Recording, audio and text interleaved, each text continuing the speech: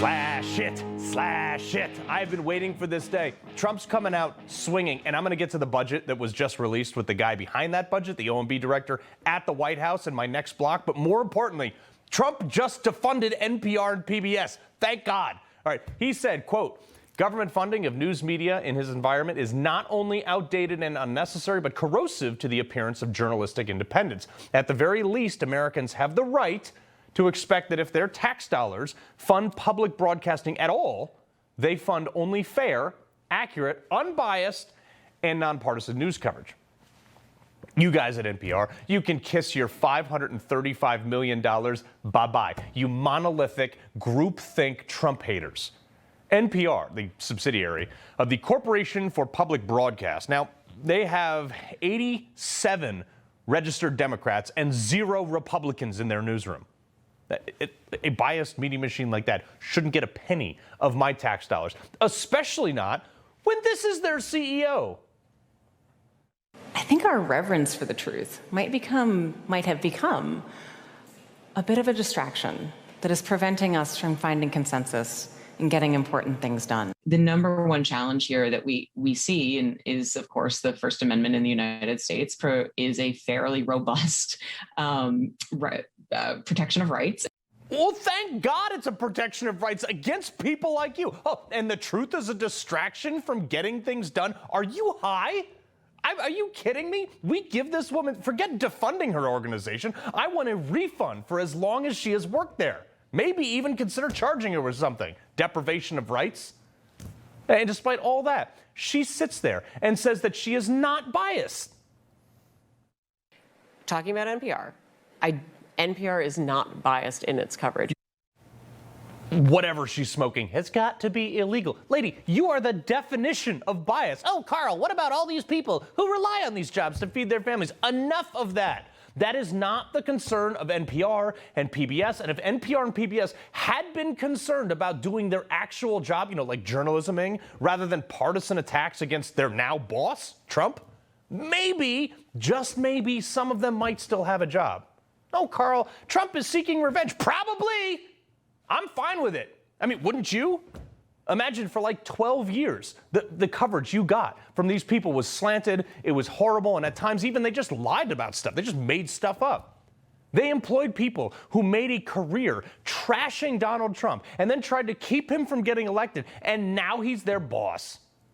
There is not a soul on the planet who can honestly sit there and say, yeah, if that was me, I would keep these people. But no way, for Pete's sake. NPR, they fire their own people for slightly turning on the liberal narrative. Remember this guy, Yuri Berliner? Remember him? He was a senior business editor at NPR who was forced to resign in 2024 after publishing a piece, just told the truth, accusing NPR of adopting a left-wing stance where race and identity were, quote, paramount.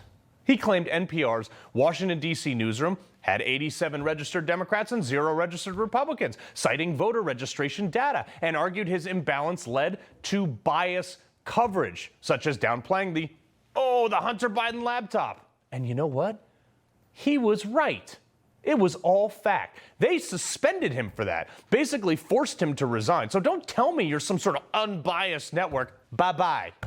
You guys fired Juan Williams for saying something that was his personal opinion. He said on TV while talking about terrorism in 2010, he said, quote, when I get on a plane, I got to tell you, I see people who are in Muslim garb and I think, they're identifying themselves first and foremost as Muslims. I get worried, I get nervous, end quote. NPR fired him because they said Juan's comments violated the journalistic standards by promoting stereotypes. I actually think they fired him because he was becoming increasingly more moderate. He's still a lib, but he's a moderate lib while he was appearing on Bill O'Reilly at the time. But that standard that they just cited to fire Juan Williams doesn't apply to everyone. They didn't make Andrea Cortescrescu, or whatever his name is, they didn't make him resign. All they did was make him apologize for saying that, quote, evaporation of 4 million Christians would make the world instantly better. Wow. That's a lot worse than what Juan Williams said. Or how about this? That relationship doesn't exist on the Democratic side. There isn't sort of an anti-white racism that's driving Democrats the way that there's anti-black racism driving Trump support. What? Yes, there is. That woman is totally backwards. But that was totally fine to say. You guys can say that Trump supporters are driven by like anti-black racism, which we're not. This is the problem with the media. I have said this before. They exist in this bubble, and they give each other awards for this stuff, too. You remember that interview that Kamala Harris did where they cut out all of her stumbling, bumbling, rambling, and they spliced it all together to make it look like she had more than a brain cell and a half? Trump sued over it, which is still in litigation right now, and the interview was widely criticized as like the most insane thing with the least journalistic integrity in the last election cycle, maybe in the last century. But did you know the same community, the same ones freaking out about NPR getting defunded? This is why I don't care about them. Because they nominated the guy who did that interview for an Emmy, if you can believe it. Dude, you got your network sued. You were the laughingstock of every normal American, and you got an award for it. You definitely helped Trump get elected, so thanks for that. Maybe that's what the Emmy's for. That's why I always said, if I'm ever nominated for any award by any of those people, I will pay the travel expenses for my garbage man to go collect it in a trash can. Because their barometer is so off on what is important, what is good, what is bad, what is right, what is wrong. Perfect example. The New York Times, the failing New York Times that I love to hate, did a slobbering love affair piece on this guy, Hassan Piker, okay, calling him the Joe Rogan of the left. He's not even close. I've literally never heard of him until someone sent me this New York Times piece as a joke. It's called A Progressive Mind in a Body Made for a Manosphere. I don't even know what that is, but okay. They basically said, wow, he's the first in-shape socialist we've had in our party, acknowledging basically that their party is comprised of a bunch of noodle-armed apocalypse food. This whole piece is, oh my God, he's so sexy, he lifts weights, and he has a podcast. Oh my God, like it's just so dumb. Basically, he's a socialist, activist liberal who wandered into a GNC, has a moderate workout plan, and, quote, according to him, or according to the article, can spend up to 10 hours a day recording in his studio where there are no fewer than 10 swords. Cool story, bro. I mean, this is the left desperately trying to boost someone, anyone with a bit of, like a microcosm of testosterone in their party in hopes of not associating Democrats with weakness for the next election cycle. This is the dude the New York Times chose to prop up. Okay, but before you make him your hero, there's a few things you should probably know about him that the New York Times conveniently left out. First off, he openly declares himself as a socialist. Next, fairly recently, he said that America deserved 9/11. He also said that in an interview about October 7th, where the reporter said there's no context for murdering hundreds of Israeli teenagers, Hassan said, yes, I think there is.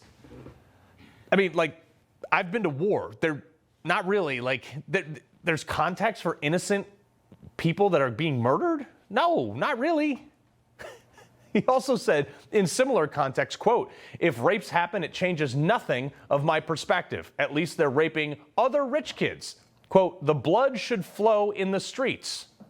All in relation to the Hamas attacks on Israel. And here's something every working American should know about, how he feels about your long, hard days at work. Yes, a real job can be gruesome. A real job can make you very tired, but a real job doesn't suck the soul out of you. You know what I mean? In the same way that 9 hours of streaming absolutely will. First off, who is listening to this guy stream for 9 hours? And obviously this is somebody who's never had a callus on his hand from holding a shovel for 9 hours digging a ditch so we can keep our highways running. I mean, this is who the left wants to prop up as their new social icon. I mean, I'm okay with it because it's going to make us trounce them in the next election. But this is why I'm fine with NPR getting defunded. Why I have zero problem when Trump calls them the failing New York Times. This is why most of America didn't care when Trump locked the AP out of the White House for not calling the Gulf of America just that, its legal name. And this is why I played that clip the other night and said, yes, I do think the majority of the press is in fact the enemy of the people because they have demonstrated conclusively that they either harbor hate and disdain or just don't like the majority of people in this country. So defund these people and put them on blast. You don't get to insult the majority of America and get any respect from me. Certainly not get our tax dollars. He loves the Constitution. He fights for what's right. He hates the bad guys. He's a freedom warrior. He's your freedom warrior. Watch Carl Higbie every weekday on Newsmax.